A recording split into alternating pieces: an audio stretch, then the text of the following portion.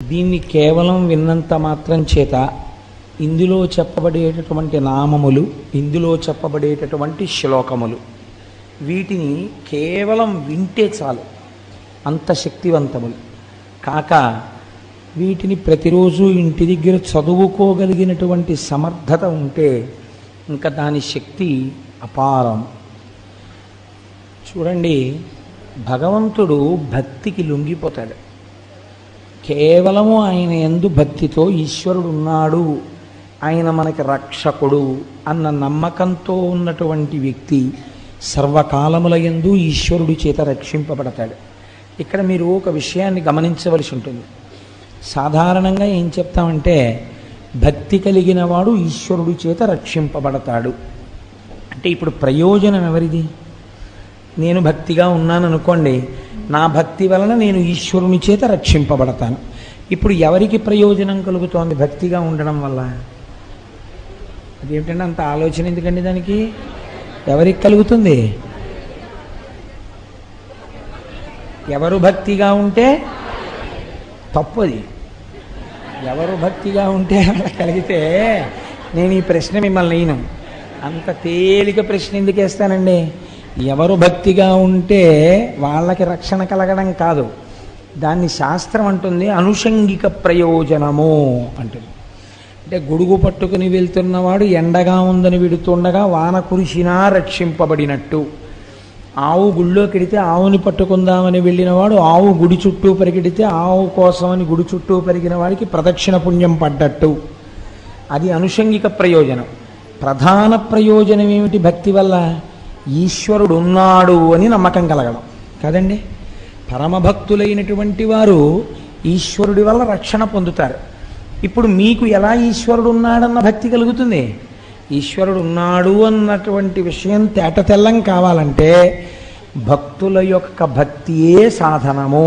అందుకే భగవంతుడు అన్నాడు, ఒక చిత్రమైన మాట అన్నాడు, నేను వాని కొరకు రక్షింపవలయవాడు అన్నాడు ఆయన. నేను ఉన్నానని గుర్తు ఏమిటో తెలుసా? ఎవరు భక్తిగా ఉన్నాడో వాడిని నేను రక్షించాలి. వాడే రక్షణ పొందకపోతే కొన్ని వేల మందిలో ఆ నమ్మకం పోతుంది. ఏమంటే ఆయనకే రక్షణ లేదు కదా, ఇంకా మనకేం రక్షణ అని. అయితే మీరు ఒక్క విషయం జాగ్రత్తగా తీసుకోవాలి. రక్షణ అంటే అది ఒక స్థాయికి వెళ్ళిన తర్వాత జ్ఞానం అయిపోతుంది.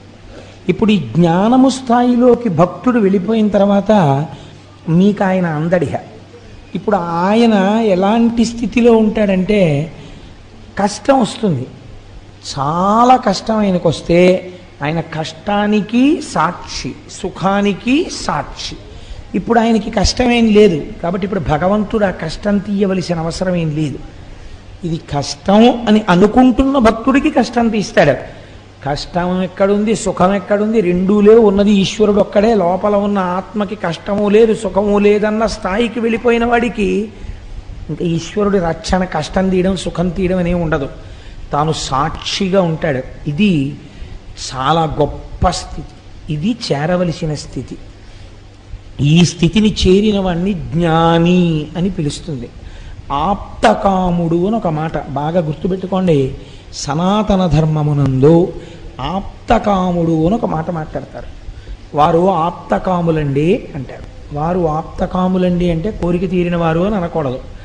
ఆప్తకాముడు అంటే అందరిలా జీవితాన్ని మొదలుపెట్టి చిట్ట చివరికి వెళ్ళేసరికి సుఖదుఖముల రెండింటికి సాక్షిగా ఉంటూ దేని గురించి బెంగ లేకుండా తాను ఆత్మ వస్తువుగా నిలబడిపోయిన వాడెవరున్నాడో వాడు ఆప్తకాముడు, మహాజ్ఞాని. ఒక భగవాన్ రమణులు, ఒక రామకృష్ణ పరమహంస, అటువంటి వారు ఆ కోవలోకి వస్తారు. ఒక చంద్రశేఖర పరమాచార్య, అటువంటి మహాపురుషులు. ఇప్పుడు ఈ భక్తి చిత్ర విచిత్రమైన విషయాల్ని తీసుకొస్తుంది సృష్టిలో. మనం ఊహించడానికి కూడా అలవి ఉండదు. ఇలా ఉంటుందా అండి అని మనం ముక్కును వేలేసుకోవలసి ఉంటుంది. ఏటో ముక్కును వేలేసుకునేవన్నీ ఇలాంటి ఈ లోపల జరుగుతున్నాయో ఏమిటో అసలు ఆశ్చర్యం. గతసారి ఒకసారి ముక్కును వేలేసుకోవాలన్నాను, కిరాతార్జునీయం ఇందులోకి వచ్చింది. అందుకని మనం ఊహకు కూడా అందవు అనుకున్న విషయాలు భక్తి చేత సాధింపబడుతుంటాయి. దీనివలన మనకి పూనిక కలుగుతుంది ఈశ్వరుడి యందు. ఇది ప్రథమ ప్రయోజనం. ఈ పూనిక మెల్లమెల్లగా మెల్లమెల్లగా పైకి ఎక్కిస్తుంది. మీరు చూడండి, ఒక పాదు యొక్క జీవితం, అది పాదు బాగా ఫలవంతం అవడం అన్నది ఎక్కడ మొదలవుతుంది అంటే కేవలం పాదు పుట్టడంతో మొదలు కాదు. ఆ పాదు అల్లుకోవడానికి ఒక దృఢమైనటువంటి పందిరి కావాలి. ఒక పందిరి దొరికిందనుకోండి, అంతే, ఆ పాదు ఇంకా చూసుకోక్కర్లేదు. ఆ పందిరంతా అల్లుకోవడమే దాని ప్రయోజనం. ఆ అల్లేసుకున్నప్పుడు ఆ పాదుని ఇలా చిందరవందర చెయ్యక్కర్లేదు. గళ్ళు గళ్ళుగా గళ్ళు గళ్ళుగా గళ్ళు గళ్ళుగా ఆ పందిరి కట్టగలిగినటువంటి నేర్పరితనం యజమానికి ఉంటే, రైతుకు ఉంటే, పందిరి మీద ఆకుని మీరు ఇలా ముట్టుకోక్కర్లా. పందిరి పైన పాకుతుంది, కాయలు చక్క కిందకి వేలాడుతుంటాయి. అసలు చూడగానే పందిరి ఎంత అందంగా ఉంటుందో, కాయ కావలసిన వాడు కాయని తుంపుతాడు తప్ప పందిరిని ముట్టుకోడు. మీకేం కనపడుతుందో తెలుసా అండి? అటువంటి పందిరిలో 3 కనపడతాయి. ఒకటి, అలా పాకినటువంటి పాదు యొక్క మొదలు, అది గట్టి పడిపోయినటువంటి మొదలొక్కటే కనపడుతుంది. బాగా అల్లుకోవడం చేత మీరు ఆ పందిరి కిందకెళ్ళి నిలబడితే పైకి చూసినప్పుడు వెలుతురు కనపడకుండుట, అంత గట్టిగా అల్లుకుంటుంది. మూడవది, ఆ పందిరి కాయల మధ్యలో ఉన్న గళ్ళల్లోంచి కిందకి దిగుట. ఆ పందిరిలో ఎక్కడ ఉన్నాయనుకోండి, మళ్ళీ మీరు పీకియాలి పందిరిని. ఇప్పుడు ఈ పందిరి ఒక్కసారి అలా వెయ్యగలిగితే ఇంకా పాదు జీవితం అదృష్టమే కదండి. అలా గురువు లోకంలో చేసేటటువంటి చాలా గొప్ప విషయం ఏమి, సదాశివ సమారంభాం అని కదా అంటాం. శంకరుడు గురువుగా ఎక్కడైనా అంటే నా ఉద్దేశం, శంకరుడు మీరు బాగా ఆలోచించవలసిన రీతిలో ఇలా జ్ఞానాన్ని అందించేటట్టుగా పరమ రాక్షసులైన వాళ్ళని చంపకుండా జ్ఞానులుగా మార్చాడా? అలా మారిస్తే అది చమత్కారం కదండి, అసలు చాలా ఆశ్చర్యం కదా. అప్పుడు వాడి జీవితం పందిరైంది. గురువు ఈ పందిరి వెయ్యాలి. గురువు యొక్క లక్షణం ఏంటంటే, పాదు రేపు బాగా కాయాలంటే పందిరి ఒక్కటి జాగ్రత్తగా వేసి తీగని పందిరి మీదకి పెట్టేస్తే, అందించేస్తే చాలు, ఇంకేం లేదు. ఏం చేయాలంటే రోజు మొదట్లో చెంబుడు నీళ్లు వస్తుండాలి. అలా అవతల వారి మనస్సు ఈశ్వరుణ్ణి అల్లుకునేటందుకు వీలుగా అందమైనటువంటి పందిరిని నిర్మాణం చెయ్యాలి. ఈ పందిరి ఈశ్వరుడి పట్ల ఆభిముఖ్యము, ఇది సత్యమే, ఇది మనం వినాలి, ఇది తెలుసుకోవాలి, ఇది ఆచరించాలి అనేటటువంటి బుద్ధి భక్తుని యందు కలిగేటట్టుగా ముందు గురువు నడవాలి. గురువుకు ఆ నడువడి లేదనుకోండి, యజమానే పందిరే లేదనుకోండి, పాది ఏం చేస్తుంది? గురువుకే లేదనుకోండి అటువంటి నడువడి. కేవలం నోటి మాట చెప్తే దానివల్ల ఎవరిని అనుసరిస్తాడు శిష్యుడు? గురువును అనుసరించడానికి గురువు దగ్గర ఏది? అది చాగబుద్ధి. కనుక పందిరి వెయ్యగలగాలి, నీళ్లు మొదట్లో పొయ్యగలగాలి. ఎప్పుడు నీళ్లు పోసినా ఆది వస్తువు ఏదో ఆ ఈశ్వరుడి గురించే మాట్లాడుతుండాలి. ఎటువైపుకి వెళ్ళిపోతుండండి, మళ్ళీ అక్కడికి వచ్చేయాలి. చూశారా ఈశ్వరుడు అంటుండాలి. అది బాగా బలం అవుతుంది పాదుకి. అంతేగాని మీరు పందిరంతా నీళ్ళు వేయాలి ఏంటంటే పందిరి బలంగా ఉండడానికి? పందిరి మొదట్లో నీళ్లు పోస్తే చాలు. చక్కటి కుదురు కట్టి నీళ్ళు అటు ఇటు పోకుండా రోజు చెంబుడు నీళ్ళు. గురువుగారు తన దగ్గరికి వచ్చిన వాళ్ళతో రోజు ఈశ్వరుడి యందు పూనిక కలిగేటట్టుగా చక్కగా 4 మాటలు చాలు. ఆ పందిరి కావలసినన్ని ఫలాలను ఇచ్చేస్తుంది. ఈశ్వరుడు అంత గమ్మత్తుగా ప్రవర్తిస్తాడు. సదాశివ సమారంభాం అండంలో రహస్యం. మీరు ఇప్పుడు అవధరించండి. పూర్వకాలంలో భృగువు అనబడేటటువంటి మహర్షి, కవి అని నామాంతరం ఆయనకి. ఆ భృగువుకి ఒక కుమారుడు, ఆయనకి భార్గవుడు అని పేరు. ఇలా కూడా పూర్వకాలంలో ఉండేది, వాళ్ళందరూ భార్గవులే. ఇంకా ఆయన ఆ కుమారుడి పేరు భార్గవుడు. ఆయన తల్లి పేరు ఉషన. చాలా చిత్రంగా ఉంటాయండి. ఆవిడ పేరు ఉషన. భార్య పేరు ఊర్జస్వతి. పౌరాణికంగా ఉండేటటువంటి పేర్లని మీరు తీసుకుని వాటి వెనకాతల ఉండే రహస్యం ఏమిటో, ఆ పేరు ఎందుకు పెట్టారో, ఆవిడ అలా ఎందుకు ప్రవర్తించిందో మీరు విచారణ చేస్తే అబ్బాయి ఎంత మంచి పేరులో అనిపిస్తుంది మీకు. ఈ ఊర్జస్వతి ప్రియవ్రతుని యొక్క కుమార్తె. ఈ ప్రియవ్రతుడెవరు? ఉత్తానపాదుని యొక్క సోదరుడు. మీకు ఇప్పుడు ఉత్తానపాదుడు అనేటప్పటికి ఎవరు గుర్తు రావాలి? ధ్రువుడు జ్ఞాపకం రావాలి. అంటే ఏదో జరగబోతోంది. అంటే వంశంలో ముందు ఎక్కడికి వెడుతోంది? ఇతపూర్వం ఆకాశంలో ఒక గ్రహాలన్నీ తిరగడానికి ఆలవాలమైనటువంటి స్తంభముగా ఎవరు నిలబడ్డారో అటువంటి వాడు పుట్టిన వంశంలోని పిల్ల ఇక్కడికి వచ్చింది. ఇప్పుడు ఆవిడ కడుపున పుట్టాడు. ఇది సంస్కార బలాలంటే. ఒక్కొక్క మహాపురుషుడి యొక్క కుమార్తె, ఒక్కొక్క వంశంలోంచి వచ్చిన పిల్ల సుక్షేత్రమవుతుంది. ఆమె ఒక మహాపురుషుడికి జననమివ్వడానికి కావలసినటువంటి తేజస్సుతో కూడిన క్షేత్రం అయి ఉంటుంది. కనుక కోడల్ని ఇంటికి తెచ్చుకోవడంలో మర్యాద ఎందుకు చూసుకోవాలి, జాగ్రత్త ఎక్కడ చూడాలంటే ఇక్కడే చూడవలసి ఉంటుంది. ఇన్ని ఆలోచిస్తే అలాంటి కోడల గురించి వెతుకుతూ కూర్చుంటే పిల్లాడికి వయసు అయిపోదు కదా అని కూడా అనుమానంగా ఉంటుంటుంది నాకు ఒక్కొక్కసారి. సరే, ఇప్పుడు నాకు అంత తొందరగా అవసరం ఏం లేదనుకోండి, కాబట్టి నేను నిదానంగా ఆలోచించుకోవచ్చు, హడావిడేం లేదు. కాబట్టి ఇప్పుడు ఆమె ఊర్జస్వతి. ఊర్జస్వతి భృగువు యొక్క భార్య. ఈ ఊర్జస్వతి భృగువుల యొక్క కుమారుడు భార్గవుడు. ఈయనకి మళ్ళీ 4 కుమారులు కలిగారు ఆ భార్గవునకు. వాళ్ళ పేర్లు చండు మొదట ఆయన పేరు, అమర్కుడు రెండో ఆయన పేరు, త్వాష్ట్రుడు ఒక ఆయన పేరు. ఈ మొదటి ఇద్దరి పేర్లు విన్నప్పుడు మీకు ఏం గుర్తొస్తుంది? చండు, అమర్కుడు. వీళ్ళిద్దరే రాక్షస జాతికి అంతటికీ గురువులు. ప్రహ్లాదోపాఖ్యానంలో ప్రహ్లాదుడికి పాఠాలు నేర్పిన రాక్షస గురువులు చండు, అమర్కుడు. కాబట్టి ఇప్పుడు ఈ పైన భార్గవుడు ఎవరు మీరు పట్టేసేయగలగాలి. చండామర్కుల ఇద్దరు కూడా ఎవరి కొడుకులు? శుక్రాచార్యులు వారి కొడుకులు.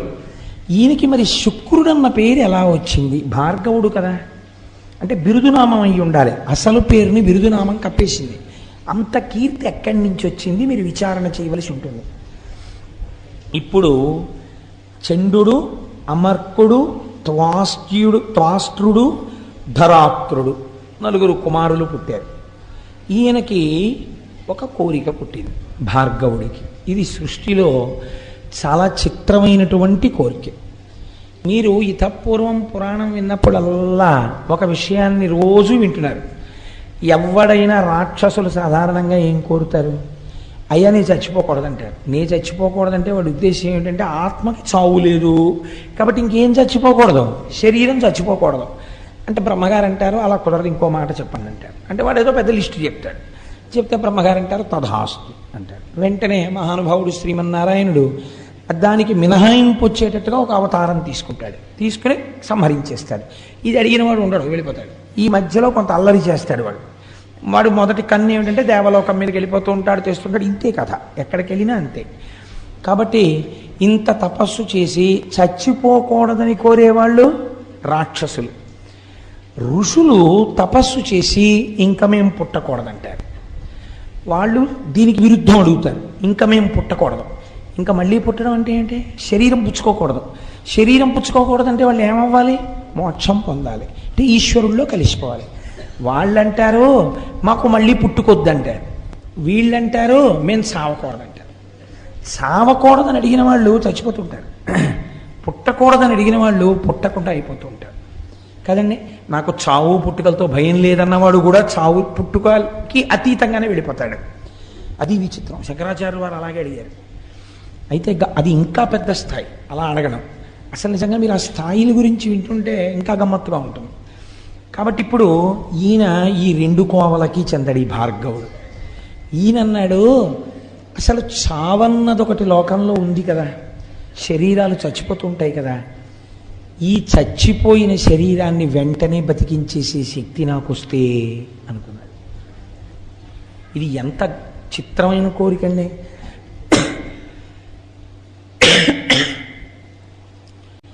డాక్టర్ చదివే వాళ్ళు కూడా చచ్చిపోకుండా ఉంచేయడం కోసం మేము చదువుతున్నామని చెప్పరు. దేనికి చదువుకుంటారు అంటే అలా ఉంచితే డాక్టర్లు చచ్చిపోతున్నారు కదండి, అది మరీ దారుణం కదా. అలా డాక్టర్లు మాత్రం చావకుండా ఉంచగలరు ఏమిటి? చావకుండా చావు వచ్చే లోపల వచ్చే బాధ పెట్టే రోగాల్ని ఈశ్వర స్వరూపంతో తగ్గించేసి బాధ తగ్గిస్తారు. బాధ తగ్గించగలిగిన వాడు ఈశ్వరుడైతే ఆ ఈశ్వర రూపంలో వైద్యుడున్నాడు కాబట్టి వైద్యో నారాయణో హరి ప్రథమో దైవ్యో భిషక్. ఈయన చిత్రమైన కోరికోటి వచ్చింది ఈయనకి. ఇలా చచ్చిపోయిన వాడిని నేను వెంటనే ఓ మంత్రం వేయగానే వాడు బతకాలి. ఇప్పుడు ఆయన ఏం కోరుకుంటున్నట్టు లోకంలో? ఆయన ప్రతి సృష్టి చేస్తూ ఉంటాడు. ఆయన సృష్టి క్రమంలో బ్రహ్మగారు ఇన్నేళ్ళు బతకాలి అంటే దాని ఉద్దేశం ఏంటి? ఆ తర్వాత చచ్చిపోవాలని బ్రహ్మగారు రాసిన రాతని తిరగరాస్తాడనమాట ఈయన. ఇప్పుడు నేను ఆ స్థాయికి ఎదగాలి. నాకు మృత సంజీవని అంటే చచ్చిపోయిన శరీరాన్ని మళ్ళీ పుట్టించాలి. నేను ఎలా? మళ్ళీ ఇంకో శరీరంతో పుడితే బ్రహ్మగారి గొప్పతనం. అలా కాదు, ఏ శరీరంతో చచ్చిపోయాడో అక్కడ మళ్ళీ వాడు పుట్టియాలి. మళ్ళీ అదే శరీరంతో, అంతే వయస్సులో, అంతే ముడతలు పడిన శరీరంతో, అంత బలంతో వాడు చచ్చిపోతే మళ్ళీ అంత బలంతో వాడు పుట్టియాలి. అలా నేను చెయ్యగలనా? ఇప్పుడు ఈ కోరిక పుడితే ఆయన ఆలోచించాడు, నాకు ఈ కోరిక ఎవరు తీరుస్తారు? ఈ కోరిక తీర్చడానికి సృష్టికర్తగా ఉన్నవాడు, స్థితికర్తగా ఉన్నవాడు, ప్రళయకర్తగా ఉన్నవాడు వాడు బ్రహ్మము. వాడు కదా సృష్టి చేస్తున్నాడు, నిలబెడుతున్నాడు, లయం చేసేస్తున్నాడు, మళ్ళీ సృష్టి చేస్తున్నాడు. వాడు మళ్ళీ ఇంకో రూపంలో సృష్టిస్తున్నాడు ఇదే జీవుణ్ణి. కానీ ఇప్పుడు నేను ఆ బ్రహ్మము యొక్క అనుగ్రహంతో ఇంకొక మెట్టు ముందుకెళ్ళాలి. ఎలా పడిపోయిన వాడిని అలాగే మళ్ళీ పుట్టించగలగాలి, బతికించగలగాలి. ఆ శక్తి ఎక్కడి నుంచి వస్తుంది? ఇవి చేసేవాడు ఎవడో వాడి దగ్గర నుంచే రావాలి. వాడు తొందరగా ఎక్కడ తపస్సు చేస్తే ప్రీతి పొందుతాడు? కాశీ పట్టణంలో తపస్సు చేస్తే ప్రీతి పొందుతాడు, అక్కడే ఉంటాడు కాబట్టి నేను అక్కడికి వెడతానన్నాడు. వెళ్ళి ఇప్పుడు ఈయన కాశీపట్టణం వెళ్ళి తపస్సు మొదలెట్టాడు. ఇప్పుడు ఈయన ఎందుకు తపస్సు మొదలుపెట్టాడో శంకరుడికి తెలుసా తెలియదా? తెలుసు ఖచ్చితంగా. ఎటువంటి తపస్సు చెయ్యడం మొదలుపెట్టాడు? రాక్షసపరమైనటువంటి తపస్సు ఆయన చేయలేదండి. కాశీలో ఒక శివలింగాన్ని ప్రతిష్ఠ చేశాడు ఆయన. ప్రతిష్ఠ చేసి దానికి ప్రతిరోజు 1000 మార్లు అభిషేకం చేసేవాడు. ఒకరోజు సూర్యాస్తమయం నుంచి మరునాడు సూర్యాస్తమయం వరకు, సూర్యోదయం వరకు, సూర్యోదయం నుంచి సూర్యోదయం వరకు. ఎందుకని? ఈశ్వరుడికి షట్కాల పూజ ఉంది శివార్చనలో. కాబట్టి ఆయన సూర్యోదయం నుంచి మళ్ళీ సూర్యోదయం లోపల ఒక 1000 మార్లు అభిషేకం చేసేవాడు. అందులో తప్పకుండా ఆయన 3 వాడేవాడు. ఇదే అభిషేకానికి ఉన్న గొప్పతనం. మొదటిది పంచామృతములను వాడాడు. ఆ పంచామృతముల యొక్క శక్తే వేరండి అసలు. ఎప్పుడైనా మీకు వీలైనప్పుడు పంచామృతములు అభిషేకము అని ఒక ఉపన్యాసం చెప్తాను. పంచామృతాలు వాడాడు. 2 శుద్ధ జలం వాడాడు. ఎందుకని? పంచామృతాలు వాడాడు అంటే శుద్ధ జలం వాడాడు అని అర్థం. అభిషేకం చేసేటప్పుడు ఒక పదార్థాన్ని వాడి రెండో పదార్థాన్ని శివలింగం మీద వెంటనే పోస్తే అది అపచారం. ఒక పదార్థాన్ని పోస్తే మళ్ళీ శుద్ధ జలం పోయాలి, పోసి రెండో పదార్థం పోయాలి. పాలు పోసేసి, పెరుగు పోసేసి, తేనె పోసేసి అలా అభిషేకం చేయకూడదు. పాలు పోస్తే నీళ్లు పోయాలి. అందుకే శుద్ధ జలంతో ఒక పాత్ర పక్కన పెట్టుకోవాలి, ఒక పెద్ద బిందె, దాని దగ్గర ఒక చెంబు పెట్టుకుని పాలు పోసి నీళ్లు పోయాలి. అందుకే కదా నిన్న పొద్దున్న అభిషేకం చేసేటప్పుడు ప్రతి పదార్థానికి మళ్ళీ శుద్ధ జలంతో చేశాను. కాబట్టి అలా మార్చి చేస్తారు. కాబట్టి ఇప్పుడు పంచామృతములతో అభిషేకం అంటే మధ్యలో తప్పకుండా ఏది వాడబడింది? శుద్ధ జలం వాడబడింది. దానితో పాటు ఈశ్వరుడు చాలా తొందరగా ప్రీతిపాత్రుడై 10 మందిని బతికించేటట్టుగా, అంటే కడుపున పుట్టినటువంటి వాళ్ళు ఇబ్బంది లేకుండా సంతోషంగా ఆయురారోగ్యాలతో ఉండాలంటే గంధోదకంతో అభిషేకం చేయాలి. అందుకని గంధోదకాన్ని వాడాడు. ఎందుకు వాడాలి? 10 మంది చచ్చిపోయిన వాళ్ళని మళ్ళీ బతికించాలనుకుంటున్నాడు. అప్పుడు వాళ్ళందరూ తనకి బిడ్డల పట్ల మళ్ళీ పుట్టిన వాళ్ళు, ఇప్పుడు ఇంత శక్తి కావాలి కాబట్టి గంధోదకం వాడాడు. ఎంత గమ్మత్తో చూడండి, ఇంత శాస్త్రీయమైన అభిషేకం చేశాడు. దీనికి ఆయనకి ఇంకొక వేరే వ్యాపకం లేదు. ఏమిటో తెలుసా అండి? ఈ 1000. మీరు ఇందులో ఒక పెద్ద రహస్యాన్ని కనిపెట్టండి. ఇలా చేసేటప్పుడు భార్గవుడు పరమశివుణ్ణి అభిషేకానంతరం అర్చన చెయ్యాలి. మళ్ళీ లఘువుగానైనా సరే పొడిగా తుడిచేసి వస్త్రం కట్టి అభిషేకం చెయ్యాలి. అర్చన చెయ్యాలి. ఈ అర్చన చేసేటప్పుడు ఆయన కొన్ని పువ్వులు వాడాడు. ఇందులో నేను మీకు చెప్తాను, మనకి బాగా అందుబాటులో ఉన్నప్పటికీ మనం ఎప్పుడూ పరమశివుణ్ణి అసలు వాటితో అర్చన చేయము. కారణమేమి? మనకి పౌరాణిక జ్ఞానము లేకపోవటే. మనకి తెలీదు. ఎంతసేపు పళ్ళరసాలు తెస్తాం కానీ అసలు శివుడికి వీటితో చేస్తే తొందరగా ప్రీతిపాత్రుడవుతాడని మనకి తెలియదు. ఇప్పుడు వినండి ఆ జాబితా.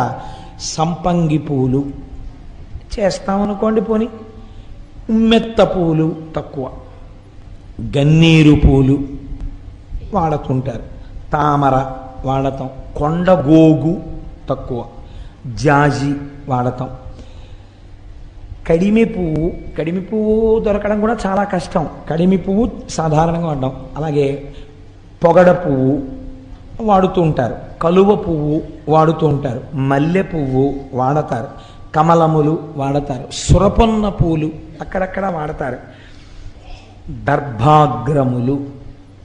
ఇవాళ మేము అభిషేకం చేస్తున్నామండి. అభిషేకం తర్వాత అర్చన చేయడానికి దర్భాగ్రములు సిద్ధం చేసుకున్నాము అన్న వాళ్ళ ఎంతమంది ఉన్నారో నాకు చూపించండి. శివాభిషేకం చేసిన తరువాత కొత్త దర్భలు తీసుకొచ్చి వాటి తలుక చివుర్లు తుంపి ఒక ఆకులో వేసుకొని చక్కగా శివనామాలు చెప్తూ ఆ దర్భాగ్రములతో పూజ చేయాలి శంకరుడికి. ఎందుకు చెప్పండి అలా పూజ చేయడం? దాని వెనకాతల ఒక పెద్ద రహస్యం ఉంది. ఒక మంత్రం చెప్తుంటారు. ఆ మంత్రం చెప్పినప్పుడు గడ్డిపరకని అలా ముట్టుకుంటే, గడ్డిపరక అంటే దర్భ, ఆ దర్భని ఇలా ముట్టుకుంటే సర్వ పాపములు నశించిపోతాయి. అందుకే సీతమ్మ తల్లి రావణాసురుడితో మాట్లాడేటప్పుడు గడ్డిపరకని పెట్టడానికి కారణం అదే. పరపురుషుడు, కామంతో చూస్తున్నవాడు, రాక్షసుడు భర్త పక్కన లేనప్పుడు ఆయనతో మాట్లాడుతోంది కాబట్టి ఆ పాపం పోవడం కోసమని గడ్డిపరక పెట్టి మాట్లాడేది ఆవిడ. కాబట్టి దర్భాగ్రములు, మామిడి చిగుళ్ళు తీసుకొచ్చి శివలింగానికి పూజ చేయాలి. మామిడి చిగుళ్ళతో పూజ చేసామండి. నాకు తెలిసి సభలో నాకు తెలిసి ఉండొచ్చు మహాత్ములు, కానీ చాలా మార్లు దగ్గరగా ఇప్పటికే 100 మాటలు 200 మాటలు దాటిపోయిందేమో నాకు తెలిసి లక్షపత్రి పూజ చేస్తుంటారు. వెంకయ్యమ్మ గారి సభలో ఉన్నారా? దుర్వాంకురం అంటే దర్భల యొక్క చివుళ్ళు దర్భలంత పెరిగిన వాటిని తెచ్చుకోలేకపోతే చక్కగా ఏ మలమూత్రములు విసర్జింపబడని చోట పెరిగినటువంటి గడ్డి యొక్క చివుర్లు లేదా గడ్డి, మనం విఘ్నేశ్వరుడికి పూజ చేస్తాం కదండి, అటువంటి దుర్వాంకురములు. ఎలా ఉండేవాడు అలా ఉంటేనే లోకానికి సంతోషంగా ఉంటుంది. ఇప్పుడు ఈ విశ్రాంతి ఎంత ప్రమాదం తెచ్చిందో ఓసారి చేతులు తీసి చూడన్నారు. ఆవిడ చేతులు తీసేటప్పటికి ఏమైందో తెలుసా అండి?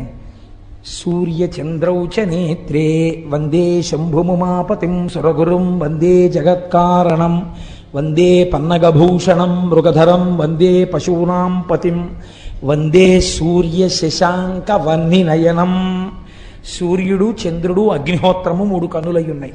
ఇవి 3 శక్తి స్వరూపంతో అమ్మవారు పరాచికానికి మోస్తే సమస్త బ్రహ్మాండములు చీకటైపోయాయి. అన్ని ప్రాణులలో వేడి తగ్గిపోయింది, అంటే లయమైపోయే స్థితి వచ్చేసింది. ఇప్పుడు ఇది జరగకూడని ప్రళయ ప్రకృతి. ఇంత చీకటి ఒక భయంకరమైనటువంటి లయకార స్థితిలోకి వెళ్ళిపోయింది లోకం. ఇది ఎవ్వరు ఊహించనిది.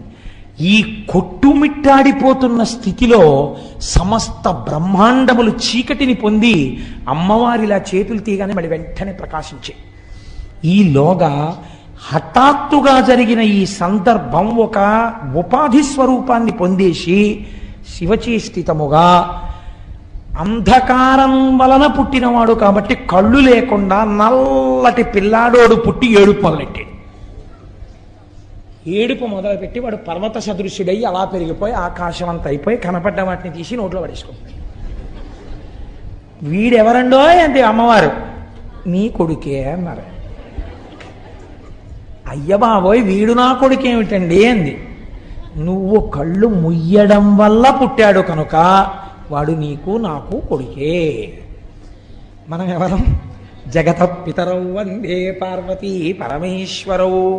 ఇప్పుడు వాడిని చంపేయడమో ఏదో చేయడానికి వీల్లేదు. ఏం చేయాలి? కాపాడాలి. కాబట్టి వాడిని పిలిచి, ఒరే నువ్వు అలా తినీకు మనుషుల్ని, వాళ్ళని అడవిలో తిరుగుతుండు అని అరణ్యానికి పంపించేశారు. ఈలోగా హిరణ్యకశిపులు మీకు తెలుసున్న వాళ్ళే. భగవంతుడు నేను ఎంచుకోకుండానే ఆయన వరుసక్రమాన్ని నిర్ణయించేశాడు. దీని తరువాత నువ్వు ఇది చెప్తే శ్రోతలకి తేలిగ్గా అర్థమైపోతుందని. మీరు భాగవతంలో హిరణ్యకశిపుల గురించి విన్నారు. హిరణ్యాక్షుడికి కొడుకులు లేకుండానే హిరణ్యకశిపుడికి కొడుకులు కలిగారు. వీడికి బాధ కలిగి కొడుకులు పుట్టట్లేదని శంకరుడు గురించి తపస్సు చేశాడు. శంకరుడు ప్రత్యక్షమయ్యాడు. ఏం కావాలని అడిగాడు. వాడు అబ్బో చాలా ధర్మం చెప్పాడు. ఇప్పుడు ఎన్నున్నా ఓ కొడుకు ఉండాలి కదండి, ఆ కొడుకు లేకపోతే సంతానం లేకపోతే తృప్తి ఉండదు కదా, నాకు ఓ కొడుకుని ఇప్పించండి అన్నాడు. నీకు సరిపోయే కొడుకోడు పుట్టి పెరుగుతున్నాడు రోయ్, వాడు నా కొడుకే అనుకోవచ్చు, కాబట్టి నువ్వు వాడిని తీసుకెళ్ళి పెంచుకో. దత్తత ఇచ్చేశాడు. వాడు వీడిని తీసుకెళ్ళి పెంచుకున్నాడు. శివుడి కొడుకు కదని. ఎవరు వాడు? అంధకుడు, అంధకాసురుడయ్యాడు. వాడెందుకు సంతోషించాడు? ఋషులకి ఇస్తే వాళ్ళు తీసుకెళ్ళరు. ఇలాంటి వాడికి ఇస్తే అలాంటి వాడు బాగా కావాలి. అబ్బా భలే ఉన్నాడు రా, అంత ఎత్తు పెరిగిపోతున్నాడు, అన్నీ తినేస్తున్నాడు, ఇలాంటి కొడుకే ఉండాలి నాకని వాడు తీసుకెళ్ళాడు. పెంచుతున్నాడు. కానీ ఈలోగా తండ్రి అనుకోకుండా చచ్చిపోయాడు. అనుకోలేదు, ఆదివరాహమూర్తి వచ్చి వాడిని చంపవతల పారేశారు హిరణ్యాక్షుని. పాపం వీడికి కళ్ళు లేవు, అంధుడు వీడు, అంధకాసురుడు. వాడి పేరే అంధకాసురుడు. 2 కళ్ళు లేవు, ఏమీ కనపడదు వాడికి, తినేస్తాడంతే వాడు తడుముకుని. కాబట్టి నీకు రాజ్యం ఇవ్వడానికి కుదరదు అన్నారు దాయాదులు. నాకు కన్ను లేదనే కదా మీరు రాజ్యం ఇవ్వనంటున్నారు, నేను చతుర్ముఖ బ్రహ్మగారి గురించి తపస్సు చేసి కన్ను తెచ్చుకుంటానన్నాడు వాడు. అని వాడు వెళ్ళి తపస్సు మొదలెట్టాడు. తపస్సు మొదలెడితే తపస్సే. చతుర్ముఖ బ్రహ్మగారు ప్రత్యక్షమయ్యారు. ఏం కావాలరా నాయనా నీకని అడిగారు. అడిగితే వాడెంత చిత్రమైన వాడో చూడండి, నాకు 2 కావాలన్నాడు. ఏమిటి 2 అన్నారు ఆయన. నాకు కళ్ళు లేవు, రాజ్యం ఇవ్వాలంటున్నారు, నాకు కన్ను ఈ లోకాన్ని చూడ్డానికి అన్నాడు. ఇస్తున్నాను అన్నాడు. రెండోది ఏమిటి అన్నాడు. నాకు పుట్టుకతోనే గొప్ప బలం ఉంది, లోకాన్ని పీడించగలిగిన బలం. ఆ బలంతో నేను లోకాలన్నింటినీ గెలవాలి ఈ కంటితో చూస్తూ. కానీ ఈ శరీరం చచ్చిపోకూడదు ఇంకా అంటే బ్రహ్మగారు అన్నారు, ఇది ఒకటి కుదరదు, నా జ్యూరిస్డిక్షన్లో లేదు, నీ ముందు ఇంత ఇలా చాలామంది అడిగారు, ఇంకో మాట చెప్పు, నువ్వే చెప్పు ఎవరి చేతిలో చచ్చిపోతావు అన్నాడు. అంటే వాడు కాసేపు ఆలోచించి వాడు అన్నాడు, అయితే నేను అడుగుతాను, బాగా వినండి. ఉత్తమ జాతి, మధ్యమ జాతి, కనిష్ట జాతి స్త్రీల యందు ఉండేటటువంటి లక్షణములు అన్నీ కూడా ఏ తల్లి నుండి ప్రసరిస్తున్నాయో, ఏ తల్లి భూతకాలమునందు, భవిష్యత్ కాలమునందు, వర్తమాన కాలమునందు, ఈ కాలములకు ముందు కాలములకు వెనక కూడా ఉంటుందో, ఏ తల్లి మహాసౌందర్య రాశి అయినప్పటికీ మనస్సు చేత వాచికముగా కాయికముగా అనుభవించాలన్న ఆలోచన రావడమే పాపహేతువో, ఏ తల్లిని లోకమంతా జగదంబ అని పిలుస్తుందో ఆ తల్లిని పొందాలన్న కోరిక నాకు పుట్టినప్పుడు నేను చచ్చిపోవాలన్నాడు వాడు. అంటే వాడి అసలు అలాంటి కోరికే కోరకూడదు కదండి. అదేం వెర్రి కోరిక. కొన్ని తప్పు మాటలు మాట్లాడుతుంటారు తెలిసో తెలియకో. మీరు చూడండి, లోకంలో ఒక పొరపాటు మాట ఒకటి ఉంటుంది. ఏంటంటే, నీకు ఎలాంటి భార్య కావాలి అని అడిగారు అనుకోండి, మా అమ్మలాంటి భార్య కావాలంటారు. నేను విన్నాను కొంతమంది దగ్గర. ఇది అంధక ప్రవృత్తి. అసలు అలా ఉపమానాలు వేయకూడదు. మా అమ్మగారు లాంటి పెళ్ళం కావాలంటే నాకు అనకూడదు. నువ్వు పొగుడుతున్నాను అనుకుంటున్నావు, అసలు ఆ భావన రాకూడదు. భార్య యందు భావన వేరు, నేను సభాముఖంగా చెప్పక్కర్లేదు. తల్లి యందు భావన వేరు. రెండిటిని పోల్చకూడదు, తల్లిని భార్యని. మీరు చక్కగా వినయ విధేయతలతో మా నాన్నగారిని మా అమ్మగారు ఎలా అనువర్తిస్తుంటారో అనువర్తించుట యందు అటువంటి వినయ బుద్ధి కలిగినటువంటి భార్యని మా అమ్మ తప్పకుండా నిర్ణయించగలదు, మా నాన్నగారు. అందుచేత మా అమ్మ నాన్నగారులు నిర్ణయించిన పిల్ల నాకు భార్య అవ్వాలనాలి. ఇక మా అమ్మలాంటి భార్య రావాలనకూడదు. ఉపమానమునందు దోషం ఉంటుంది. ఇప్పుడు వాడు తెలిసో తెలియకో ఈ మాట అన్నాడు. ఇప్పుడు వాడికి ఎవరు తల్లి? అమ్మవారే తల్లి వాడికి. శంకరుడు చెప్పేశాడు కదా. ఇప్పుడు అంటే వాడు ఏం కోరుకున్నాడు? తన తల్లి యందు తనకు మోహం పుట్టాలని కోరుకున్నాడు. తథాస్తు అన్నారు బ్రహ్మగారు. ఇప్పుడు ఏమవుతుంది? అదే జరుగుతుంది. ఒకనొకనాడు వీడి భటులు వెళ్ళారు. మందరగిరి పర్వత గుహలో కూర్చుని శంకరుడు తపస్సు చేసుకుంటున్నాడు. పార్వతీదేవి ఉపచారాలు చేస్తుంది. ఆవిడ్ని చూశారు, ఆయన్ని చూశారు. ఈ తపస్సు చేసుకునేవాడికి ఇంత అందమైన భార్య ఎందుకు, మనకు అంధకాసురుడికి అయితే బాగుంటుందని వాడికి చెప్పారు. వాడు కబురు చేశాడు, నీ భార్యను నాకు ఇచ్చి నువ్వు తపస్సు చేసుకోవడానికి వెళ్ళిపో, లేకపోతే చంపేస్తానన్నాడు. శివుడు అన్నాడు, నేను నిన్ను చంపేస్తాను తప్ప నీ చేతిలో నేను చచ్చిపోలేను. ఇలా కనపడుతున్నానని అలా అనుకుంటున్నావేమో, నేను యుద్ధానికి వస్తే చాలా తేడాగా ఉంటుంది. కాబట్టి అబ్బాయి నువ్వు ఇటువంటి మాటలు మాట్లాడరాదు. వాడికి ఇది అర్థం కాలేదు. అర్థం కాకపోతే శంకరుడు అప్పుడు తపస్సులో ఉన్నాడు, ఆయనకి తెలుసు వీడి యందు ఈ లక్షణము బాగా గట్టి పడాలి, గట్టి పడితే వీడు చచ్చిపోతాడు.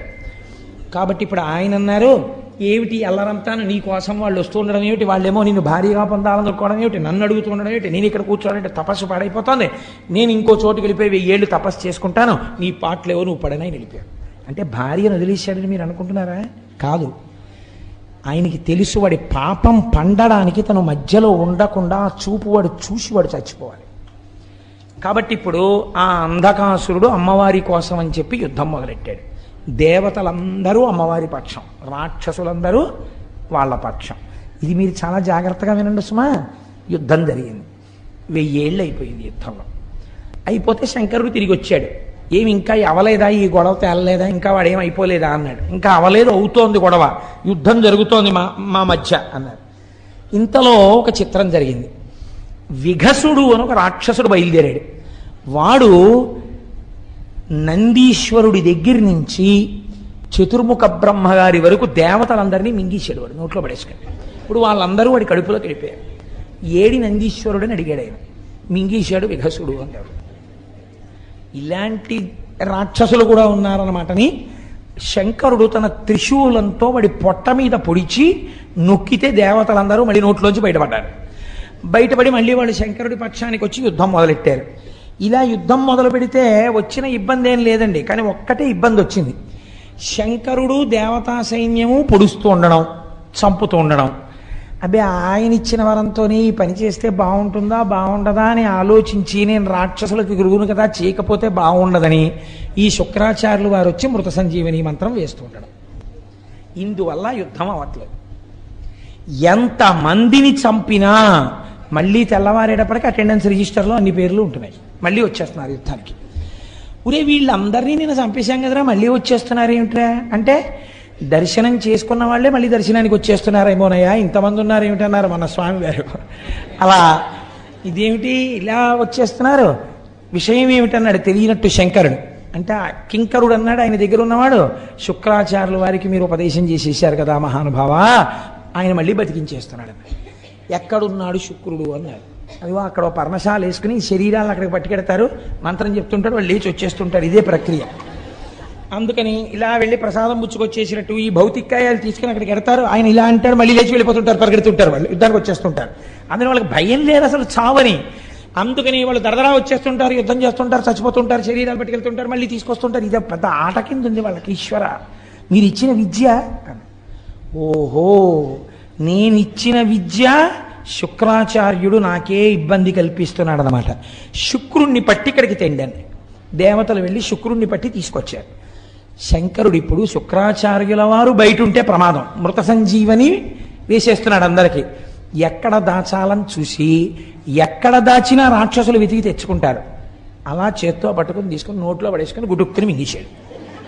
ఇప్పుడు శుక్రాచార్యుల వారు శంకరుడి కడుపులోకి వెళ్ళిపోయి గర్భవాసం చేస్తున్నాడు. ఇది విచిత్రం. చిత్రం ఏమిటది? ఎక్కడదండి ఇది? నీ వరం నీకు బరువు అవుతుంది ఒకనాడు, కాబట్టి నువ్వు నా గర్భవాసం చేయవలసి ఉంటుంది. ఇప్పుడు ఆ కడుపులోకి వెళ్ళాడు. కడుపులోకి వెళ్ళి శుక్రాచార్యుల వారు తిరుగుతున్నాడు శివుడి కడుపులో. చూస్తుంటే బయట ఏమున్నాయో అన్నీ అక్కడే కనపడుతున్నాయి. అన్నీ కనపడుతున్నాయి, కానీ తను ముట్టుకోవడానికి ఉపదేశాలు చేయడానికి వీలేం కుదరదు అక్కడ. అన్నీ శివుడిలో ఉన్నాయని ఏ స్తోత్రం చేశానో అది నేను చూస్తున్నాను అని పొంగిపోయాడు శుక్రాచార్యుల వారు. పొంగిపోయాడు, కానీ బయట రాక్షసులు ఏమవుతున్నారు? ఒక్కొక్కడు చచ్చిపోతున్నాడు. ఆ చచ్చిపోవడాన్ని శివుడు కడుపులో చూస్తున్నాడు. ఆఖరికి అందరూ చచ్చిపోయారు. చనిపోయిన తర్వాత అంధకాసురుడు మిగిలాడు. ఇప్పుడు శంకరుడు ఏం చేశాడంటే వాడి త్రిశూలం పెట్టి గుచ్చాడు. ఇలాగా ఎండిపోయిన ఆకులు ఇలా గుచ్చి తీస్తుంటారు చూడండి, అలా కింద పడిపోయిన వాడికి త్రిశూలం గుచ్చాడు. చంపలేదు, చంపకుండా ఆ త్రిశూలాన్ని ఇలా పైకెత్తాడు. ఇప్పుడు వాడు ఆ త్రిశూలం మీద పడుకున్నాడు. పడుకుని ఇలా శంకరుడు త్రిశూలం పట్టు కూర్చున్నాడు. కూర్చుంటే పైనుంచి చేతులు చాపి ఆయన జటాజూటాన్ని పీకుతున్నాడు. అలా కొన్నాళ్ళు యుద్ధం జరిగింది. యుద్ధం కాదు, శంకరుడేం దానికి ప్రతీకారం చేయలేదు. అలా వాడు శంకరుడి జటాజూటం వంక కొన్నాళ్ళు అలా చూస్తూ ఉన్నాడు. చూస్తూ ఉండిపోయిన తర్వాత ఒక ఆశ్చర్యకరమైనటువంటి విషయము ద్యోతకమైంది.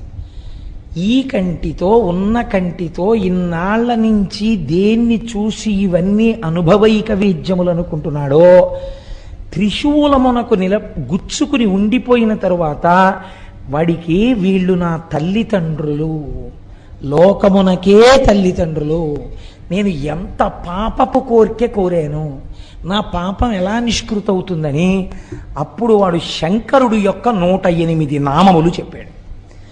108 నామములు చెప్పిన తర్వాత శంకరుడు త్రిశూలాన్ని కిందకి దింపి ఇలా అన్నాడు. వాడు ఊడి కింద పడ్డాడు. కింద పడి వాడు కన్నీరు వరదలై కారుతుండగా పార్వతీ పరమేశ్వరుల పాదాల మీద పడ్డాడు. అయ్యా, ఈ కంటితో చూస్తున్నది సత్యం అనుకోవడం తప్పైపోయింది. అందుకని ఒక తప్పు కోరిక కోరాను. ఈ త్రిశూలం మీద పడుకున్నాక నాకు అసలు విషయం అర్థమైంది. నా తప్పు మన్నించి నన్ను కరుణించమని అడిగాడు. నిన్ను ప్రమథగణాలలో ఒక గణాధిపతిగా తీసుకుంటున్నానని శంకరుడు గణాధిపతిగా తీసుకున్నాడు. అంధకాసురుడు శంకరుడికి కింకరుడైపోయి భక్తితో బతికేశాడు. ఆ 108 నామాలు పరమశక్తివంతం. దీని వెనకాతల ఉండే రహస్యం ఏమిటో మీకు నేను చెప్తాను కొద్దిసేపట్లో. మీరు కంగారు పడకండి. కనీసం నేను ఆ 108 నామములు మీకు చెప్పకపోతే నేను కించిత్తు దోషం చేసిన వాడిని అవుతానేమో అని నాకు అనిపించి నేను ఆ 108 నామాలు మీకు చూపించడం కోసం అని చెప్పి తీసుకొచ్చాను. మీరు ఒక్కసారి విందురు. కానీ నేను తింగరవాడిని ఇందులో పెట్టాను, అక్కడ పెట్టాను.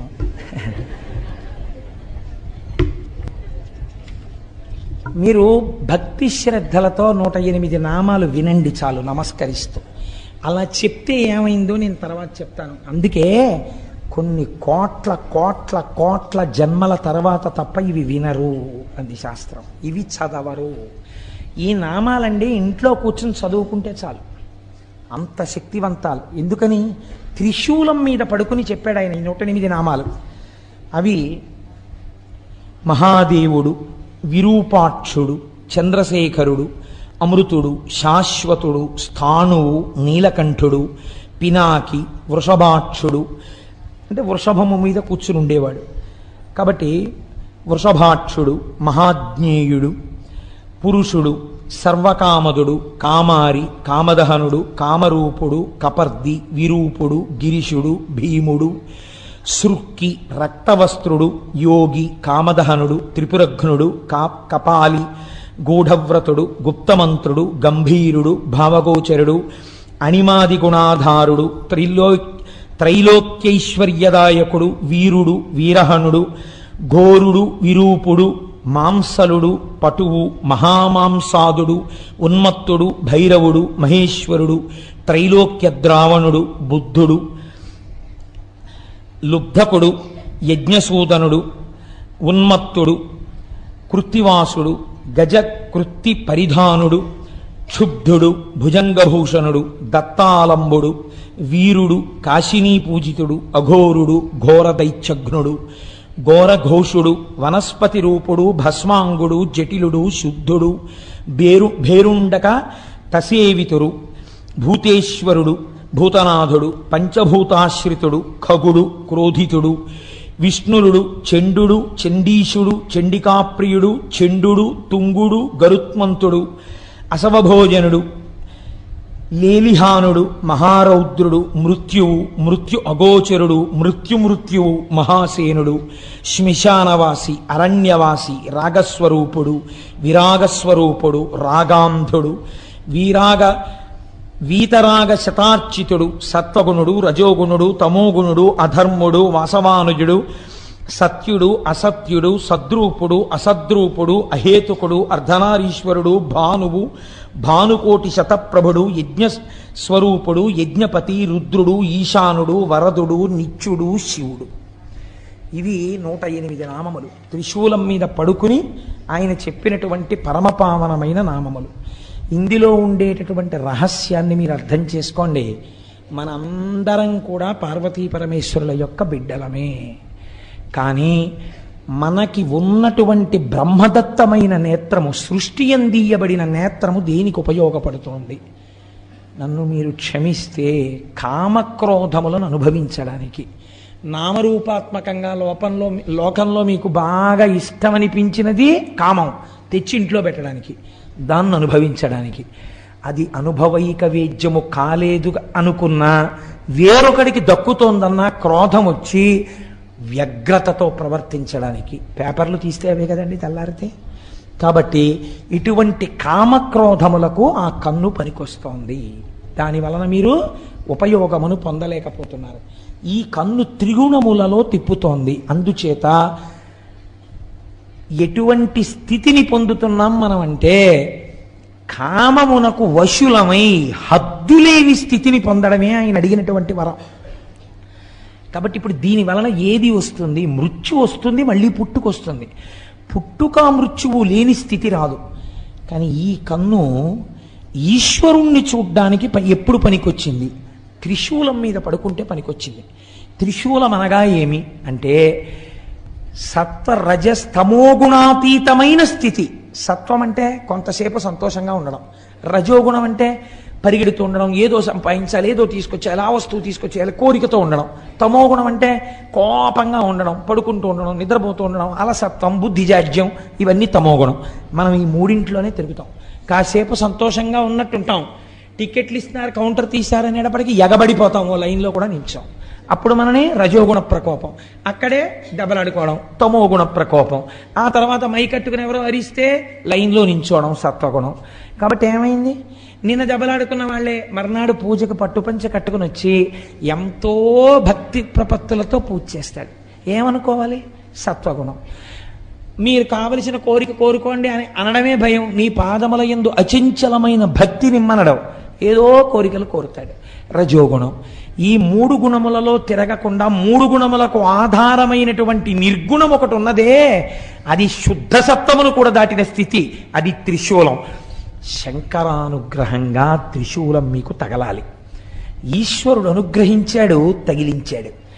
తగిలించి పైన పెట్టాడు. దృష్టికోణం మారిపోయింది. ఆ కంటితోనే చూస్తున్నాడు, కానీ ఇప్పుడు ఎలా కనపడ్డారు? తల్లిదండ్రులుగా కనపడ్డారు. వాళ్ళని చేరడాన్ని కోరుకున్నాడు, అంతే. ఇప్పుడు ప్రమథగణాలలో కింకరుడు అయిపోయాడు. ఇప్పుడు మరి శుక్రాచార్యుల వారి పరిస్థితి ఏమిటి? ఆయన లోపల కూర్చున్నారు గర్భంలో, యుద్ధం అయిపోయింది, చూస్తున్నారు. అన్ని చక్కగా లైవ్ టెలికాస్ట్ టీవీలో చూసినట్టు చూస్తున్నారు. ఓర్నాయనో నేను ఎవరి కోసం అందరినీ బతికించానో ఆ అంధకాసురుడు శివుడు ప్రమథగణాల్లోకి వెళ్ళిపోయాడు. ఇప్పుడు యుద్ధం లేదేం లేదు, బయటంతా ప్రశాంతం. ప్రారంభమైనప్పుడు ఎంత వానో, ఉపన్యాసం అయిపోయేటప్పటికి అంత తగ్గిపోయినట్టు, కథా ప్రారంభంలో ఎంత అల్లరో కథ చివరికి అంత ప్రశాంతం అయిపోయింది. నేను మాత్రం కడుపులో ఉండిపోయాను. ఎలా? ఇప్పుడు ఆయనకి ఇబ్బంది పట్టుకొచ్చింది. ఇబ్బంది పుట్టుకుంటే ఆయన ఒక చిత్రమైనటువంటి పని చేశాడు. ఇప్పుడు శివగర్భమునందు వాసము చేసి శివగర్భములో తిరిగి తిరిగి ఆ కడుపులోంచి బయటికి రావాలనుకున్నాడు. బయటికి రావాలని ఆయన ఒక గొప్ప స్తోత్రం చేశారండి శుక్రాచార్యుల వారు. శాస్త్రం అంటుంది, ఈ స్తోత్రం చదివిన, ఈ స్తోత్రం విన్నా అటువంటి వాళ్ళందరూ ఈ జన్మలో మళ్ళీ శంకరుణ్ణే చేరుతారు అని చెప్పింది. కాబట్టి అంత పరమ పవిత్రమైనటువంటి స్తోత్రము. మీరు ఆ స్తోత్రాన్ని అవధరించండి. ఆయన లోపల కూర్చుని రకరకాల తత్వానుసంధానంతో శంకరుణ్ణి పిలిచాడు పేర్లతో. ఆయన అన్నాడు, ఓం నమస్తే దేవేశాయ. ఎవరైనా ఎదురుగుండా కూర్చుని చేస్తారు, ఈయన ఎక్కడ చేస్తున్నాడు? ఆయన కడుపులోనే కూర్చుని చేస్తున్నాడు, ఆయనకి వినపడతాను. ఓం నమస్తే దేవేశాయ సురాసుర నమస్కృతాయ భూత భవ్య మహాదేవాయ హరిత పింగళ లోచనాయ బలాయ బుద్ధిరూపిణే వైయాఘ్రవసనచ్ఛదాయ ఆరణేయాయ త్రైలోక్య ప్రభవే ఈశ్వరాయ హరాయ హరినేత్రాయ యుగాంత కారణాయానలాయ గణేశాయ లోకపాలాయ మహాభుజాయ మహాహస్తాయ శూలినే మహాదంస్త్రినే కాలాయ మహేశ్వరాయ అవ్యయాయ కాలరూపిణే నీలగ్రీవాయ మహోదరాయ గణాధ్యక్షాయ సర్వాత్మనే సర్వభావనాయ సర్వగాయ మృత్యుహంత్రే పారియాత్ర సువ్రతాయ బ్రహ్మచారిణే వేదాంతగాయ తపోంతగాయ పశుపతయే వ్యంగాయ శూలపాణయే వృషకేతవే హరయే జటినే శిఖండినే లకుటినే మహాయశసే భూతేశ్వరాయ గుహావాసినే వీణాపణనతాలవతే అమరాయ దర్శనీయాయ బాలసూర్య నిభాయ శ్మశానవాసినే భగవతే ఉమాపతయే అరిందమాయ భగస్యాక్షిపాతినే శ్మశానవాసినే అంటే గుర్తుపెట్టుకోండి. ఈ లోకమంతా ప్రాణులన్నీ భస్మైపోతే కదండి ఉంది, అందుకని లోకమంతా మహాశ్మశానమే. అది దాని అర్థం. అంతటా శివుడు నిండి ఉన్నాడని, అంతేగాని శ్మశానంలో కూర్చున్నాడని కాదు దాని అర్థం. ఒకవేళ ఉన్న అందరూ వదిలి వెళ్ళిపోయే చోట ఆయన ఒక్కడే ఉన్నాడు మనకి స్వాగతం చెప్పి కౌగిలించుకోవడానికి. కాబట్టి శ్మశానవాసిని భగవతే ఉమాపతయే అరిందమాయ భగస్యాక్షిపాతిని పూష్టో దశనాశనాయ క్రూరకర్తకాయ పాశహస్తాయ ప్రళయకాలాయ ఉల్కాముఖయాగ్నికేతవే మునయే దీప్తాయ నిశాంతపతయే ఉన్మయతే జనకాయ చతుర్థకాయ లోకసత్తామయాయ వామదేవాయ వాగ్దాక్షిణ్యాయ వామతో భిక్షవే భిక్షురూపిణే జటినే స్వయం జటిలాయ శక్రహస్త ప్రతిస్తంభకాయ వసూనాం స్తంభకాయ క్రతవే క్రతుకరాయ కాలాయ మేధావినే మధుకరాయ చలాయ వానస్పత్యాయ వాజసనేతి సమాశ్రయ పూజితాయ జగద్ధాత్రే జగత్కర్త్రే పురుషాయ శాశ్వతాయ ధ్రువాయ ధర్మాధ్యక్షాయ త్రివర్త్యమనే భూతభావనాయ త్రినేత్రాయ బహురూపాయ సూర్యాయుత సమప్రభాయ దేవాయ సర్వతూర్య నినాదినే సర్వబాధా విమోచనాయ బంధనాయ సర్వధారిణే ధర్మోత్తమాయ పుష్పదంతయాపి భాగాయ ముఖాయ సర్వహరాయ హిరణ్యస్రవసే ద్వారిణే భీమాయ భీమపరాక్రమాయ ఓం నమో నమో నమో నమో నమస్తే నమః అని శంకరుడి కడుపులో కూర్చుని శంకరుణ్ణి ఉద్దేశించి స్తోత్రం చేశాడు. శంకరుడు ఎంత ప్రీతి పొందాడంటేట, ఒక్కొక్కనాడు తండ్రికి కొడుకు ఇబ్బందికరంగా పరిణమిస్తాడు. అయినా నువ్వు నా కుమారుడవి, నిన్ను నా గర్భవాసం చేయించాను, హద్దు లేకుండా వరాన్ని ఉపయోగించడం ఎంత ప్రమాదానికి విడుతుందో తెలుసుకున్నావు కదా. దీనివల్లే కదండి తర్వాత కచదేవయానులది కూడా వచ్చింది. మళ్ళీని ఆఖరికి ఎక్కడికి వెళ్ళిపోయింది శుక్రాచార్యుల వారి కథ. ఆయన శిష్యుణ్ణి కాల్చి బూది చేసి బతికిస్తాడేమోనని ఆయనతో తాగించేశారు. మళ్ళీ కూతురు కోసం ఆ కచుణ్ణి బతికించవలసి వస్తే కడుపులో ఉన్నటువంటి వాడికి ఉపదేశం చేసి బయటికి వచ్చాక నేను చచ్చిపోతాను రా, మళ్ళీ నువ్వు నన్ను బతికించని చెప్పవలసి వచ్చింది. కోరరాని కోరికలు కోరి తెచ్చుకుంటే బరువై కూర్చుంటాయి. కాబట్టి అయినా రక్షణ పొందాడంటే దేనివల్ల తెలుసా అండి? శివకుమారుడిగా బతకడం వల్ల. కాబట్టి ఇప్పుడు శంకరుడు అన్నాడు ఈ స్తోత్రానికి మెచ్చుకుని, నిన్ను నా కుమారుడిగా బయటికి తెప్పిస్తాను. సాధారణంగా లోకమునందు ఒక పురుషుని యొక్క తేజస్సు హృదయ స్థానము నుండి కదిలి కుమారుడిగా మారడానికి ఆ తేజస్సు వెడుతుంది. కాబట్టి నువ్వు కూడా అలాగే కదిలి అటువంటి మూత్రావయవము నుంచి బయటపడేదవుగాక అని శుక్రకణం ఎట్నుంచి వస్తుందో అటువైపు నుంచే బయటపడేటట్టుగా విసర్జించాడు. ఉత్పత్తి యందు శుక్రకణం వెళ్ళేటటువంటి ఆ నాళంలోంచి బయటికి వచ్చి శివుడి యొక్క కుమారుడు కలిగితే ఏ నాళములోంచి బయటికి రేతస్సు వెళ్ళాలో అలా బయటపడినవాడు. కాబట్టి ఈశ్వర శుక్రనాళములోంచి బయటికి వచ్చిన మహాపురుషుడు కనుక, అటువంటి వాడు సృష్టిలో ఇంకొకడు లేడు కనుక భార్గవుడన్న పేరు పక్కకెళ్ళిపోయింది, శుక్రాచార్యుడన్న పేరు ప్రకాశించింది. అప్పుడు మహానుభావుడు అంత స్థితిని శుక్రాచార్యుల వారు పొందారు. పొంది ఈ లోకమునంతటినీ ప్రకాశింపచేసి అంధకాసుర వృత్తాంతం ద్వారా మనందరికీ కూడా మన దృష్టికోణమునందు రావలసినటువంటి మార్పు, మనం కోరరాని కోరికలు కూడా కోరినా ఈశ్వరుడు భక్తికి లొంగుతాడు. కానీ అవి కొన్నిసార్లు ఇబ్బందుల వైపుకి తీసుకెడతాయి. కాబట్టి అన్నిటికన్నా గొప్ప కోరిక ఒక్కటే, ఈశ్వర నీ పాదముల యందు నిశ్చలమైన భక్తిని నాకు కృప చెయ్యి. హాయిగానండి చిన్నతనంలో తండ్రి గారి వేలు పట్టుకుని అమ్మ చెయ్యి పట్టుకుని యాత్రలకి వెళ్ళినటువంటి రోజుల అందం మీరు పెద్దవారు అయిపోయిన తర్వాత ఇంకుందనుకుంటున్నారా? లేదు. మీ కాటేజీకి మీరు పరిగెత్తాలి, మీరు రైలు దిగాలి, మీ పెట్లు మీరు చూసుకోవాలి, ఎవరి మీదో విసుక్కోవాలి.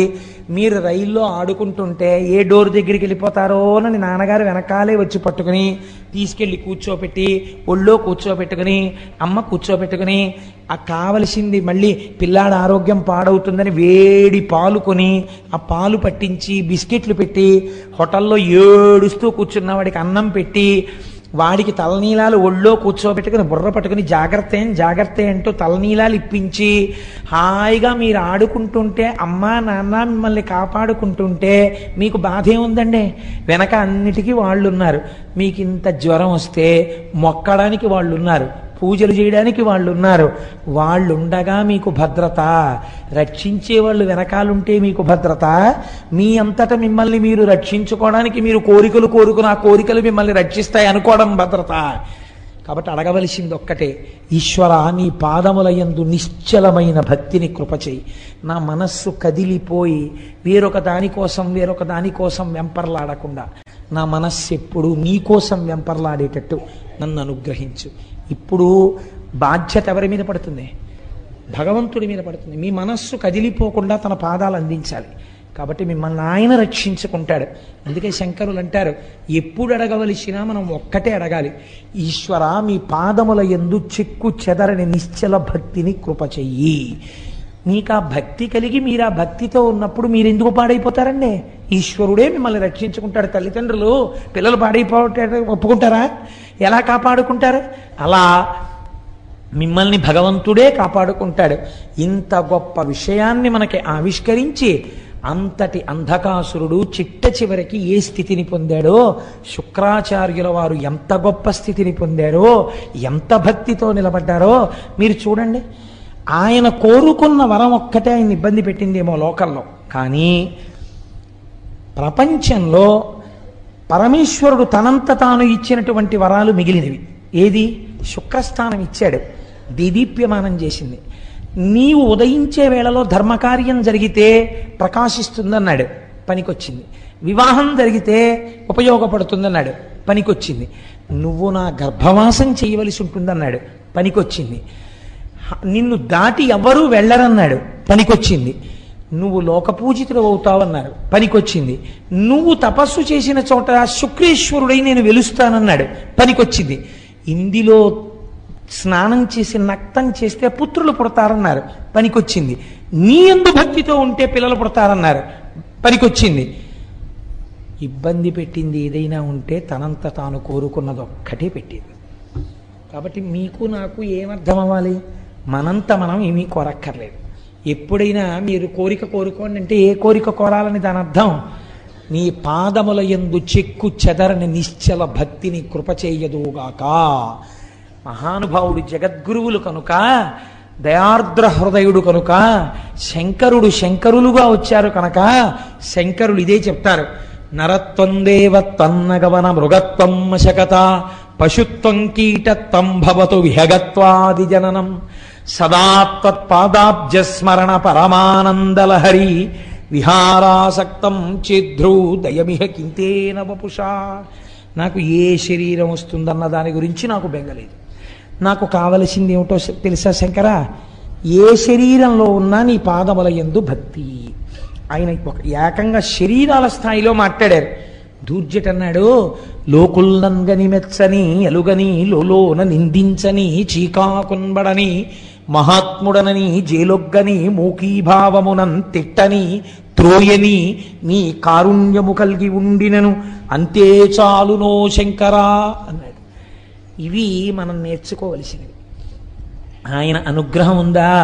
పవి పుష్పంబగు అగ్ని మంచగు నాకోపారం భూమి స్థలంబగు శత్రుండతిమిత్రుడవు విషము దివ్యాహారమౌ నిన్నగా అవనీ మండలి లోపలన్ శివ శివేచ్ఛాభాషణోల్లాసకిన్ శివా నీ నామము సర్వవశ్యకరమౌ శ్రీకాళహస్తీశ్వర.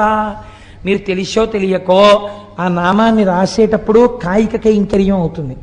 చెయ్యి పట్టుకుంటుంది, కాళ్ళు రాయడానికి వీలుగా కూర్చుంటాయి, శరీరం వంగుతుంది, కళ్ళు చూస్తాయి, పెన్నుని వేళ్ళు పట్టుకున్నాయి, శ్రీ శివ అని లోపల ఉచ్చరిస్తున్నారు. పైకి అంటే ఫలితం తక్కువ, లోపలంటే ఫలితం ఎక్కువ. కాబట్టి ఇప్పుడు పైకి అనకుండా శ్రీ శ్రీ శివ అనుకుంటూ రాస్తున్నారు. లోపలంటున్నారు మానసిక వాచిక కాయిక కైంకర్యములు 3 జరిగిపోయాయి. ఇప్పుడు ఒక్క శ్రీ శివ పుస్తకంలో ఎంత శక్తి ఉంది! అలాంటివి ఒక 5 కోట్ల శ్రీ శివ పుస్తకం తయారై ఒక స్తూపంలో పెట్టామనుకోండి, ఇప్పుడు ఆ స్తూపం ఏమవుతుందో తెలుసా అండి? అపారమైన శక్తి కేంద్రం అయిపోతుంది. ఇప్పుడు ఇది ఎవరికి పనికి వస్తుంది? ఎవరు రాశారో తెలియదు, పుస్తకాలన్నీ లోపల ఉన్నాయి. ఊళ్ళో ఎవరికైనా ఇబ్బంది వచ్చిందనుకోండి, వెళ్ళి ఆ శివస్తూపం చుట్టూ ప్రదక్షిణం చేస్తారు. శక్తికి ఒక లక్షణం ఉంటుంది, అది ప్రసరణం జరుగుతుంది. ఇప్పుడు విద్యుత్ ఉందనుకోండి, పరిగెడుతుంది ప్రవాహం. ఇప్పుడు ఆ లోపల ఉన్న శక్తి పైకి తరంగముల కింద వ్యాప్తి చెంది ఉంటుంది. మీరు ఆ తరంగములలోకి వచ్చి నిలబడి తిరుగుతున్నారనుకోండి, ఏ ఆలోచన చేస్తే మీకు ఆ కష్టం పోతుందో అలా కష్టం పోయే శక్తి అందులోంచి మీ మనస్సులోకి ప్రవేశించి ఆ నిర్ణయం వేపకు బుద్ధిని మారుస్తుంది. కాబట్టి ఊళ్ళో ఉన్న వాళ్ళని రక్షించుకోవడానికి పరమాత్మ పేరు రాసి స్తూపం కట్టుకోవాలి కదా. రామనామం ఎంత గొప్పదో శివనామము అంతే గొప్పది. శివుడు రాముడని 2 లేవుగా, ఇప్పుడేగా విన్నారు మీరు. మహానుభావుడు చేసినటువంటి స్తోత్రం. ఆ శుక్రాచార్యుల వారు గరుత్మంతుడవు కూడా నువ్వే అని చెప్పారు. ఉన్నది ఒక్కటే పదార్థం. ఈనాడు మనకి నామం రాసే అవకాశం వచ్చింది, రాసాం. ఈశ్వరుడు అటువంటి ప్రచోదనం ఇచ్చాడు. మళ్ళీ ఎప్పుడైనా మనకు అవకాశం వస్తే రామకోటి కూడా రాసి రామనామాలకు స్తూపం కడదాం. మనకి రామనామం మీద పరమ ప్రీతి. రామనామం అంటే పొంగిపోతాం. మనకేం శివనామమే రాయాలి, రామనామం రాయకూడదని మనకేమి భేషజాలు లేవు. ఇవాళ ఈశ్వరుడు మనకు ఆ ప్రచోదనం ఇచ్చాడు, శివనామం రాస్తున్నాం. రేపు ఈశ్వరుడు మళ్ళీ ప్రచోదనం ఇస్తే ఈ స్తూపం కాదంటే రామనామ స్తూపం కూడా కడదామండి అని మీ అందరూ సంతోషపడ్డారనుకోండి. నిన్న ఎందరో ప్రాంగణంలో కూర్చుని శ్రీ శివ రాస్తుంటే ఎంత సంతోషించానో నేను. ఎంత చక్కగా వీళ్ళందరూ ఆ పుస్తకాన్ని టైం వేస్ట్ అవ్వకుండా ఎలా రాసుకుంటున్నారా అనిపించింది. చక్కగా ఆ పుస్తకాలన్నీ స్తూపంలో వేస్తాం. ఇవాళ ఈశ్వరుడు ఆలోచన ఇచ్చాడు. ఏమో ఒకనాటికి ఈ దేవాలయ ప్రాంగణం ఎక్కడెక్కడ కోరికలు తీరని వాళ్ళు కాకినాడ వెళ్ళి అయ్యప్ప స్వామి గుడి ప్రాంగణంలో రామకోటి స్తూపం, శివకోటి స్తూపం, కృష్ణకోటి స్తూపం, అంబాకోటి స్తూపం, అన్ని స్తూపాలు ఉన్న ఏకైక దేవాలయం కాకినాడ అయ్యప్ప గుడి. వెళ్ళి ప్రదక్షిణాలు చెయ్యండి అని పిల్లల్ని పంపుతారేమో. పంపి పిల్లలు కూడా ప్రదక్షిణాలు చేసి శివస్తూపానికి, శక్తి స్తూపానికి, రామస్తూపానికి ప్రదక్షిణం చేసి వచ్చి పెళ్లిపీటల మీద కూర్చోండని, లేకపోతే పసుపు బట్టలు కట్టుకోగానే ఇక్కడికి తీసుకొచ్చి స్తూపాలకి ప్రదక్షిణాలు చేసే రోజులు దగ్గరలో ఉన్నాయేమో. ఎంతమంది పసుపు బట్టలతో రావాలో ఈ గుడికి రాబోయే కాలంలో. కనుక మనందరం వినడం, చక్కగా దాన్ని ఆచరణలో పెట్టుకోవడం. మీరు విన్నారు కదా ఇప్పుడు శివానుగ్రహం అంటే ఎలా ఉంటుందో, శుక్రుడు ఏ స్థాయికి వెళ్ళగలిగాడు, అంధకాసురుడు సావవలసిన వాడు ప్రమదగణాల్లోకి వెళ్ళిపోయాడు. అది ఏ దృష్టికోణం మారడం వల్ల అటువంటి శాశ్వతత్వాన్ని పొందాడో అది మనం గ్రహించవలసినటువంటి నీతి. గ్రహించి ఆచరణాత్మకం చేసుకున్న నాడు మనం ధన్యులం అవుతాం. మనకి అటువంటి శక్తి ఈశ్వరుడి నిర్హేతుక కృపా కటాక్ష వీక్షణముల చేత ఆయన మనకిచ్చి రక్షించుగాక.